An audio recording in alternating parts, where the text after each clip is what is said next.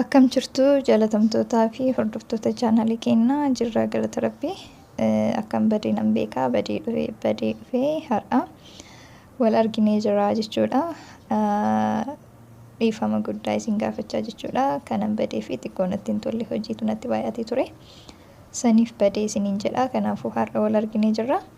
Kan har'a barannu immoo mata dureen keenya hima gaalee fi ciroon maalii kan jedhudha jechuudha. Har'a mata dureen keenya kan ta'u kanaadha jechuudha. Jalqaba irratti garuu kan ilaallu hima jechuun maal jechuudha kan jedhu ilaallaa jechuudha. Himni akkamitti ijaarama? Akkamittis fayyadamuu dandeenya? Dhumti himichaa maaltu ta'uu qaba kan jedhu har'a isa wajjin ilaallaa jechuudha. Hanga dhumaatti nu hordofaa. Kanaafuu amma as biratti maal jedha? Hima jechuun jechoonni walitti dhufuudhaan yaada guutuu fudhatama qabuu fi qindaa'aa ta'e ergaa guutuu kan dabarsuu danda'u yoo ta'ee fi dhuma irratti sirna tuqaaliitiin kan xumuramu yoo ta'edha. Eenyu jedhuuf inni yookaan immoo an kan jedhu ta'a jechuudha. Amma as biratti hima jechuun maalidha? Qindaa'ina jechootaa ta'ee ergaa guutuu kan nuuf dabarsuu danda'udha jechuudha. Ergaa guutuu kan nuuf dabarsuu danda'udha. Dhuma himichaa irratti immoo maaltu seenuu qaba? Sirna tuqaalee kan jedhaman fakkeenyaa fi mallattoo tuqaa, mallattoo gaafii, mallattoo raajeffannoo kunniin seenuu qabu jechuudha. Akka ergaa guutuu nuuf dabarsaniif jechuudha. Amma as biratti kanaafuu ciroo of danda'aa ta'a jechuudha. Amma as biratti ciroo jechuun himaa jechuudha karaa biraatiin. Yommuu mallattoo tuqaatiin yookaan immoo mallattoo gaafiitiin yookaan mallattoo raajeffannootiin dhuma irratti galchinee yommuu ijaarru hima tokko ciroo of danda'aa ta'ee jira jechuudha karaa biraatiin jechuudha. Fakkeenya isaa kanaan gadi hin ilaalla nu wajjin tura. Hayyee amma fakkeenya isaa yommuu ilaallu jechuudha. Fakkeenya isaa yommuu ilaallu fakkeenya hima tokko yommuu ilaallu amma as biratti maal jedha? Barataa waan ta'eef jedhee ittiin xumurree jechuudha. Tuqaa godhee jechuudha. Kanaafuu amma himni kun hima akkamiiti jennee yaanna? As jalatti maal jedhamee barreeffame? Himni kun hin xumuramne jedha. Himni kun hin xumuramne maaliif jedhee as biratti barataa waan ta'eef jedhee qoodduu godhee maal godhee achi booda tuqaa godhee jechuudha. Tuqaan 3 yookaan 4 akkanatti walitti aanee dhufee taanaanii himni kun hin xumuramne jechuudha karaa biraatiin hin xumuramne jechuudha. Kanaafuu maal jedha achi gadi kan jiru? Gaafii eenyu jedhuuf inni yookaan an jechuu dandeenya. Garuu maal ta'e kan jedhu deebii laachuu hin dandeenyu. Hima rarra'ee hafeedha jechuudha. As biratti barataa waan ta'eef kan jedhu amma of keessatti maal yaaduu dandeenya? Inni jechuu dandeenya. Inni barataa waan ta'eef jechuu dandeenya jechuudha. Of keessatti wanti dhokatee hafee hin jira jechuudha. Jechi dhokatee hafee hin jira jechuudha karaa biraatiin.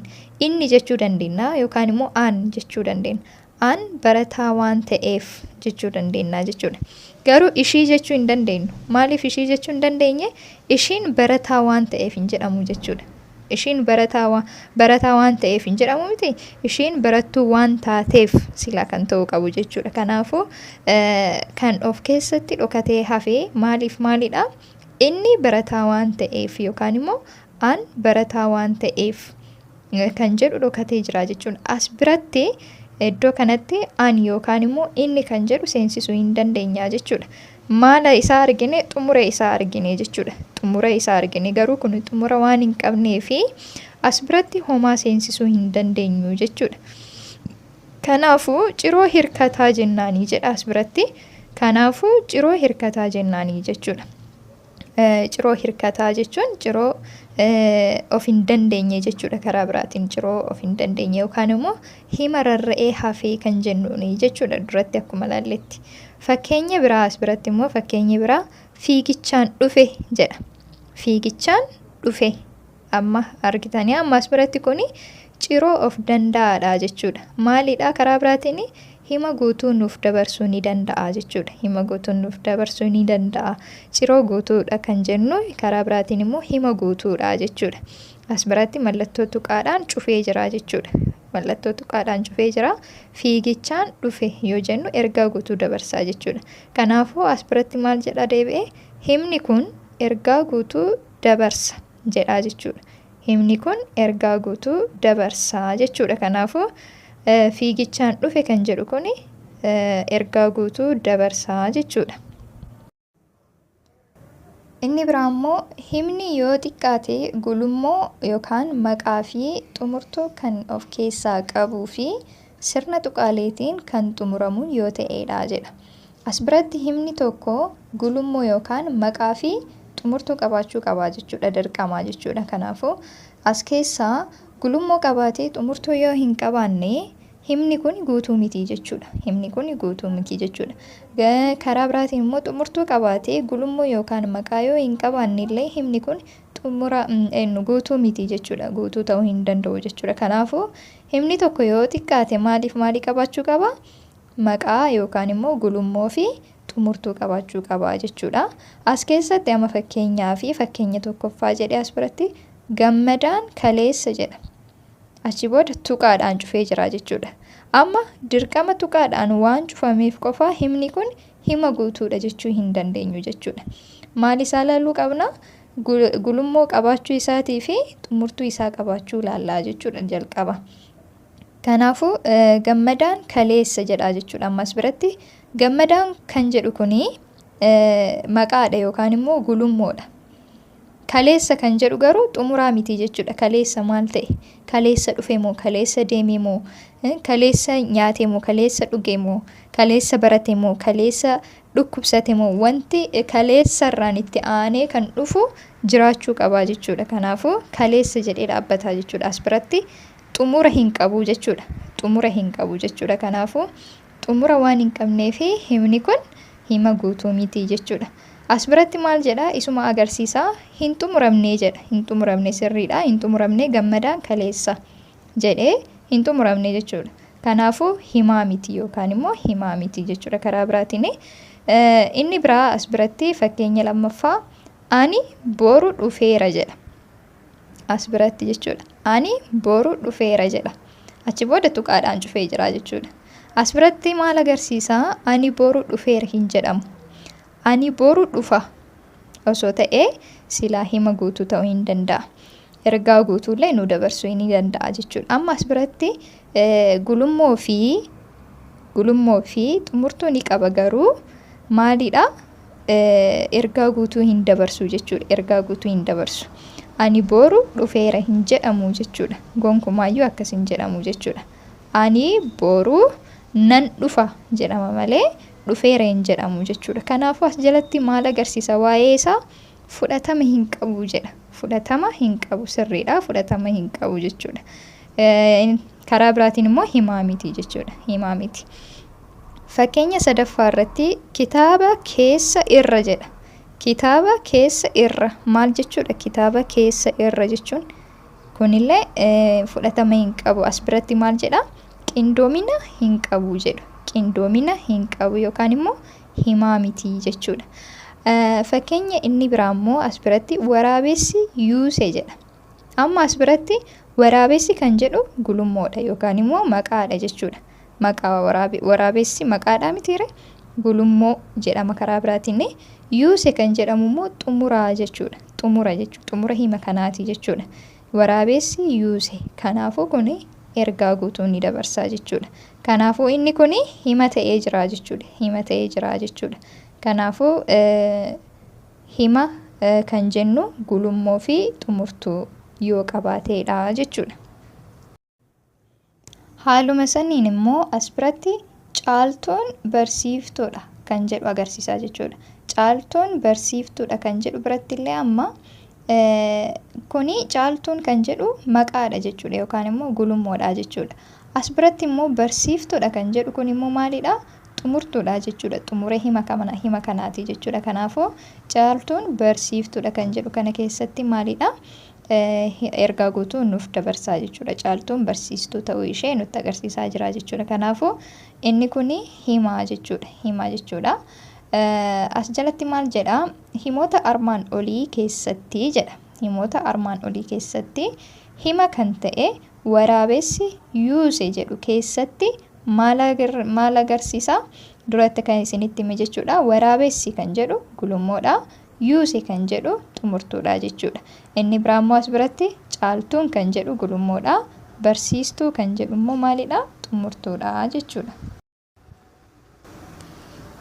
Hayyee inni biraammoo as biratti kan arginu kutaalee himaa jedha. Maal jedha? Kutaalee himaa jedha. Kutaaleen himaa bakka lamatti qoodama. Tokkoffaa gulummoo fi lammaffaan immoo xumurtuudha jechuudha. Kan duratti argine jechuudha. Akkamitti gulummoon ijaarama, akkamitti immoo xumurtuun ijaarama kan jedhu kan duratti ilaalaa turre jechuudha. Inni biraa immoo tajaajila kennuu irratti hundaa'uun immoo bakka afuritti qoodama jechuudha. Bakka afuritti qoodama. Himni tajaajila kennuu irratti iddoo afuritti qoodama jechuudha. Tokkoffaan hima addeessaa jedhama.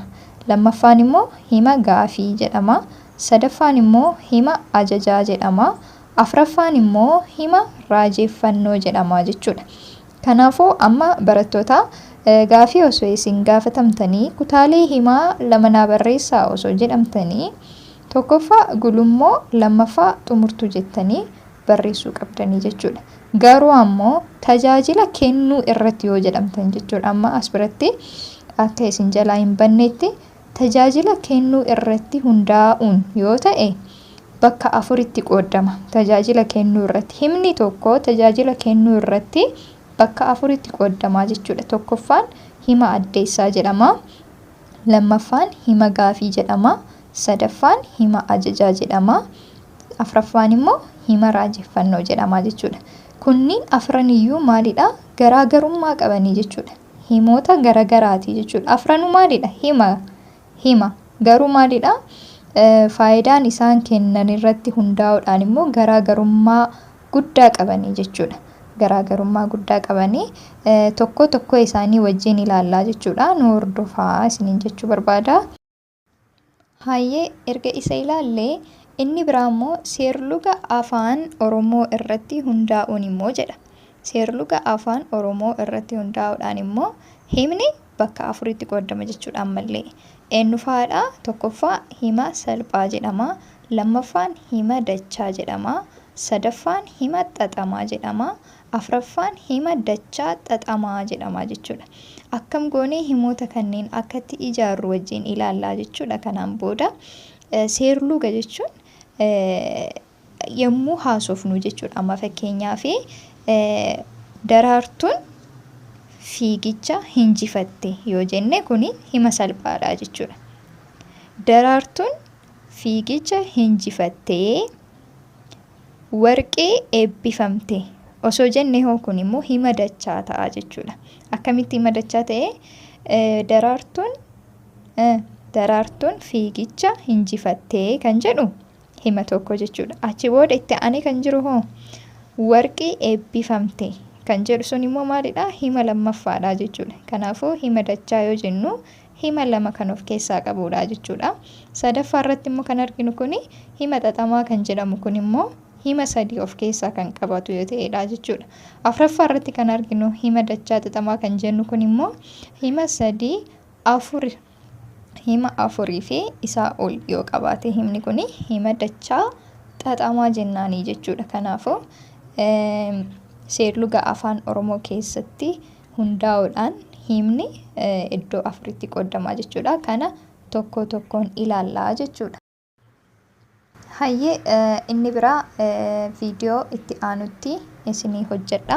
Ijoolleen onlaayinii irratti barachuu barbaadan yookaan immoo gaafii addaa yoo qabaatanii silkii keenyaa as jalatti argamu kanaanii nu bilbiluudhaanii gaafachuullee barachuullee ni dandeessu jechuudha. Addunyaa kamiyyuu teettanii barumsa keessan hordofuu ni dandeessu.